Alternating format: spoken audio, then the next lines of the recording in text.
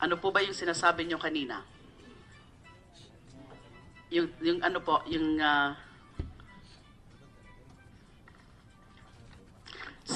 sino ho ba kayo? Ano ho ba kayo? Ako si Edgar Matubato, ma'am. Natao din sa Tamayong, Kalinan, Davao City. Pinanganak ako ng 1959, June 11. Yung edad ko, 57. Noong 1982, pumasok ako ng Kapgo ng Scout Ranger sa batalyon ng Scout Ranger. So, Sige po. matagal din ako naging Kapgo sa Scout Ranger. At saka pagka 1988, pag umpisang pag-mayor ni Mayor Duterte, kinuha ako sa batalyon dahil maganda naman yung performance ko sa Kapgo. Tapos pagkuha niya, dinala ko sa Davao City at nagtatag siya ng grupo nga Lambada Boys kung liquidation squad. Ang Lambada Boys po, yung pangalan? Oo, Lambada Boys. 7 katao lang, one team. Ang team leader namin is Master Sergeant, si Lodi Pagidopon. Ako, si Edgar Matubato, si Romel Capitania, si Buboy Maldito, si Jojo Bosa, at saka si Insiktan, yung 7 lang katao. So 7 po kayo dun sa sinasabing Lambada Boys. Oo. Ang trabaho namin, ma'am, ay pumapatay ng mga kriminal, katulad ng drug pusher, rapist, snatcher, ganyan ang pinapatay namin araw-araw, ang pinapatay namin. Okay, so yung Lambada Boys, ganun po ang Oo. ginagawa. Oo, ma'am. Oo. Hanggang punto nga umabot kami sa 1993, dumami na kami, kasama na namin ang mga Ribero Tornes, police, Rebel returnees. o Ribero Tornes at saka police. Nagkuha na kami, yung mga opisyal na namin. 1993, binumba ang katedral ng Davao City, yung simbahan. Umorder naman si Mayor Duterte nga masakirin yung mga muski ng mga Muslim. Yung Muslim. O yung mga Masakirin ng Muslim. Oo, yung mga muski, ma'am, inasakir namin. Hinati kami ng 3. Ang team leader namin ay si Major Asindista, El Liponso Asindista, ang team leader pa namin noon. Tapos, ako naman ang tumapon ng granada sa Bangkiruhan Muski. Yung sa Maakwari, ang si Arthur Las Cañas naman ang bumanat doon sa Muski naman. So, meron kayong binomba na moske. Oo, ma'am. Oo, ma'am. Inutos ka mo ni Mayor Duterte. Oo, Pag sinabi niyo pong Mayor Duterte, yung dati hong mayor, Oo, Mayor ng pa namin, Davao. ma'am. Oo. Umakyat siya sa opisina namin, kinausap si Major Asindista nga masakiron yung mga muski. So, linangan Moske, naman. Muslim. Muski, ma'am, yung mga Muslim. Moske po lugar yon. Oo, simbahan, ma'am, simbahan. Simbahan. Simbahan. Meron ho bang namatay dyan sa pagbomba nyo ng moske na yan? Nagka-timing lang, ma'am, nga walang tao, walang simba. Ayun. Walang simba. So, Kaya walang naging casualty. wala naging casualty, ma'am. Sino ka mo nag-utos? Si Mayor Duterte, ma'am. Paano mo alam na siya ang nag-utos? Nang doon man ako sa opisina, ay palagi man akong dikit sa mga opisyal, ma'am. Alam niyo po ba kung bakit pinabomba yon? Kasi parang gumaganti siya nga binumbahan na ang katedral. Ang katedral. Para naman kami pong terrorist, ma'am. Kasi hindi naman kasali yung ibubumbahin namin yung mga muski, ma'am. 1993 ka mo yon. 1993, ma'am. Yun ho ba noong 1993, Lambada Boys pa rin ho ba kayo nun? Napito lang po kayo? O yung sinasabi nyo na sa katagalan ay dumami na po kayo? Opo, ma'am.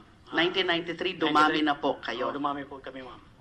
At nang sinabi mong dumami yung mga kasamahan nyo, yung unang Lambada Boys din ho ba ang tawag pa rin? Hindi na, ma'am. Hindi naman laban na boys, ma'am. Pero tatapusin ko muna, ma'am. Pagkatapos Sige po. ng bumumba kami sa sa simbahan ng Muslim, naglipas ang mga araw, umutos siya nga yung mga suspect na Muslim, hulihin nyo, patayin nyo. So, ang kuha naman namin, ma'am, inaabangan namin yung mga Muslim doon. pinagdudukot namin, pinagpapatay namin, linilibing namin sa mga akwari. Kung may-ari ni Bing Laod, SP4 Bing Laod, ang may-ari ng lupa. Yan talaga ang libingan namin, ma'am, ng mga tao nga nidudukot namin. Okay, so sinasabi mong yung Laod property, Laod property, yan ma'am. ba yung Laod quarry na may mga linilibingan? So sinasabi mo marami kayong pinatay? Opo, ma'am. Opo, ma'am. Pwede ho bang pakibahagi sa amin yung mga natatandaan niyo po na mga pagpatay na kayo mismo nakakaalam, kayo mismo nandun, kayo mismo nag-participate? Ano ho bang mga insidente na ito? Kung pwede niyo pong maalala yung taon, pakisabi po. Kung pwede niyo pong maalala yung mga pangalan ng mga pinatay niyo, pakisabi rin po. Pakikwento po sa amin ng malinaw. Opo, ma'am. Yung 2002, kinidnap namin si Sally Macdum sa Island Garden City of Samal.